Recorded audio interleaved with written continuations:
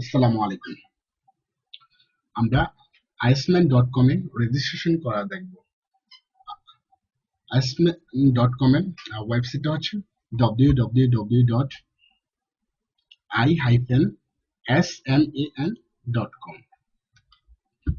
আমরা এটার জন্য এখানে ব্রাউজ করছি। আর iceman.com হচ্ছে international social mutual aid network. এখানে আমরা রেজিস্ট্রেশন করার জন্য এই সাইটে ব্রাউজ করার পর দেখবো আশেপাশে অনেকগুলি আইকন রয়েছে।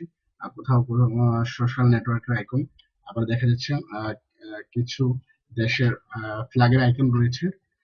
এর মধ্যে যেহেতু আমরা বাংলাদেশ থেকে রেজিস্ট্রেশন করব, নিচের দিকে আমরা লক্ষ্য করছি যে ইন্দোনেশিয়া, ইন্ডিয়া, এরপরে বাংলাদেশের অবস্থান এখানে দেখা যাচ্ছে। সেক্ষেত্রে আমরা বাংলাদেশ আইকনে ক্লিক করব।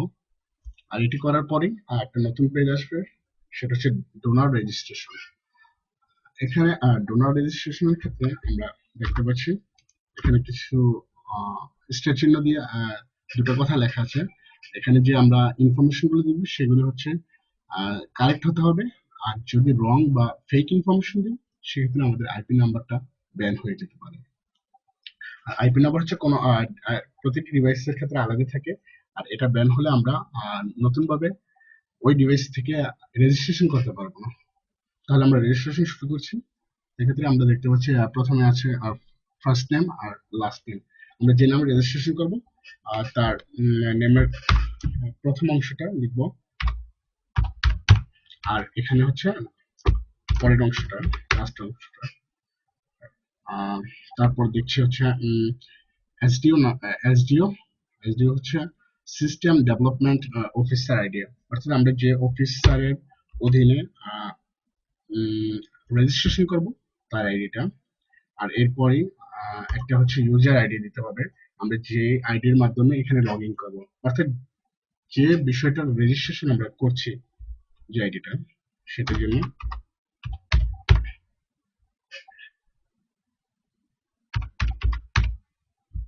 ওকে, এরপর একটা হচ্ছে ডিওবি, হচ্ছে ডেট অফ বার্থ, আমরা জন্ম তারিখটা দিয়ে দিই।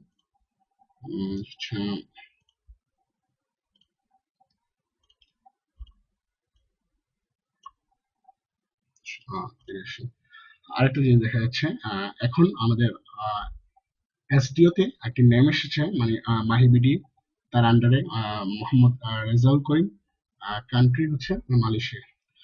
আর এরপর আমরা যেহেতু এখন জন্ম তারিখ দিলাম, এখন দিব হচ্ছে ইমেল আইডি, অর্থাৎ এটা ভেরিফিকেশনের জন্য করতে হয়।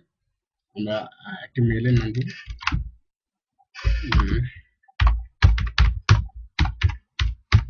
ওকে, তারপর হচ্ছে পাসওয়ার্ড, আর পাসওয়ার্ডটা অবশ্যই 6 ডিজিট, মানে 6 ডিজিটের মধ্যে হতে হবে।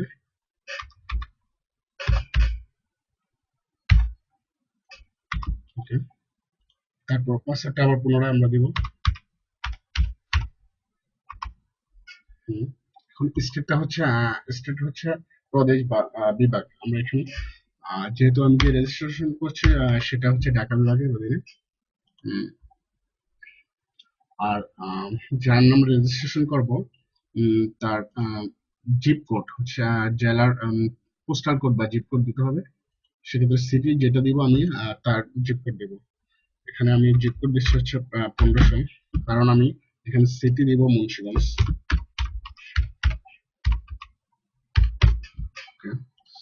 এরপর আমার দেশ সিলেক্ট করে আছে বাংলাদেশ। আর এটা ছেলে না মেয়ে, সেক্ষেত্রে ছেলে, যেহেতু আমি মেল দেব। আর এখন একটা ভেরিফিকেশন কোড দেখা যাচ্ছে, সেটা আমি এখানে লিখব।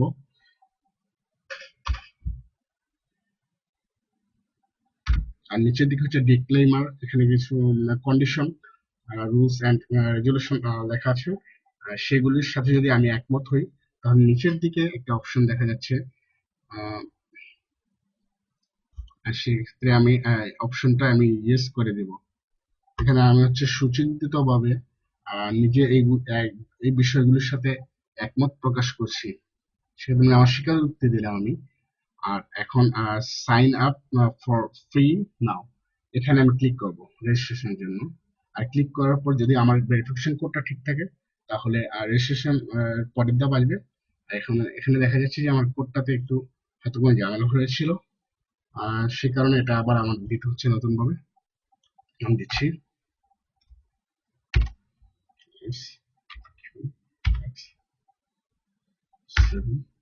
এটা একটু সতর্কতার সহিত দিতে হয়।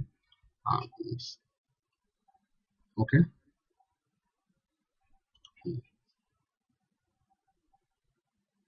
সরি, এখানে আমার পাসওয়ার্ডটা দেওয়া হয়নি। এই সমস্যাটার পর আবার নতুন ভাবে পাসওয়ার্ডটা দিতে হবে। আমি পাসওয়ার্ডটা আবার দিয়ে নিচ্ছি।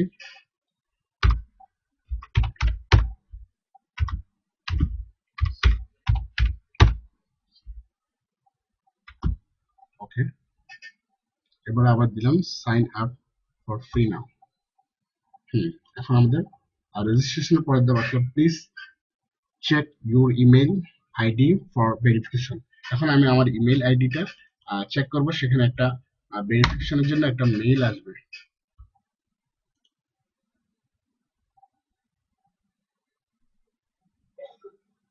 আমি দেখতে পাচ্ছি একটা মেল এসছে।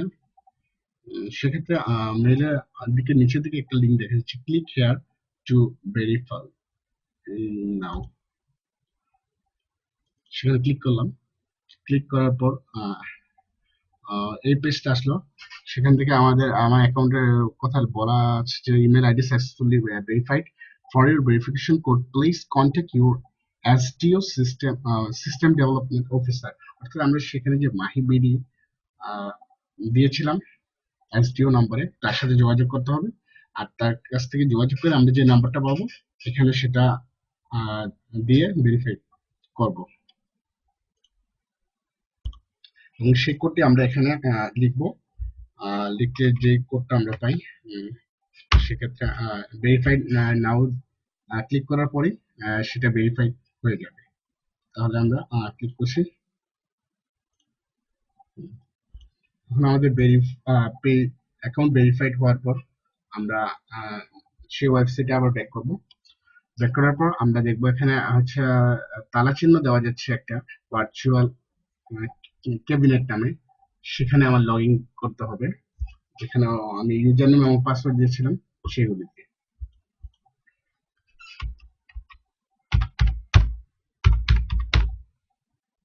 পাসওয়ার্ডটি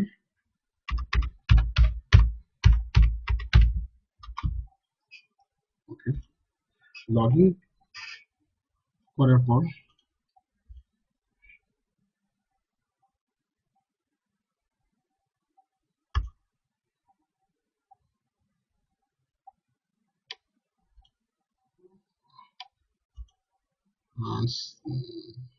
আচ্ছা, আমরা দেখছি হয়তো কোনো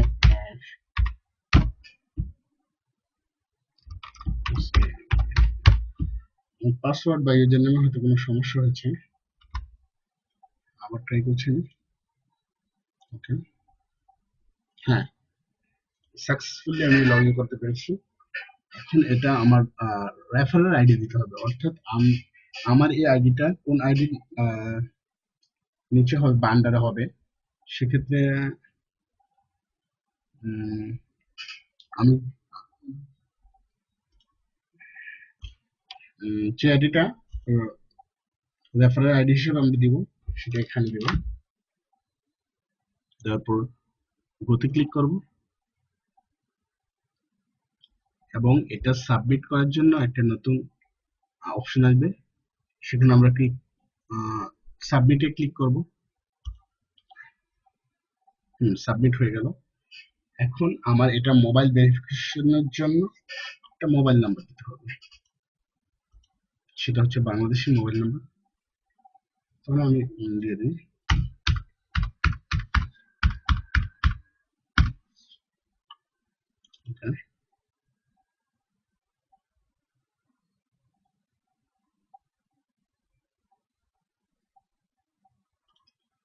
হ্যাঁ, বাংলাদেশে এই নাম্বারটা দেওয়ার জন্য আমাদের অবশ্যই নাম্বারের প্রথম অংশটা বাদ দিতে হবে, কারণ এটা বাংলাদেশি কোডের সাথে 8800। তার মানে হচ্ছে আমরা যে নাম্বারটা দিব সেটার প্রথম ডিজিটটা বাদ দিয়ে, আমরা সাধারণত বাংলাদেশে যে নাম্বারটা ইউজ করি সেটা হচ্ছে গ্রামের ক্ষেত্রে 017 বা বাংলার ক্ষেত্রে 019 আর রবির ক্ষেত্রে 018, সেখান থেকে আমি জিরোটা বাদ দিয়ে বাকি নাম্বারটা নেব। ওকে, সাবমিট করছি আমি।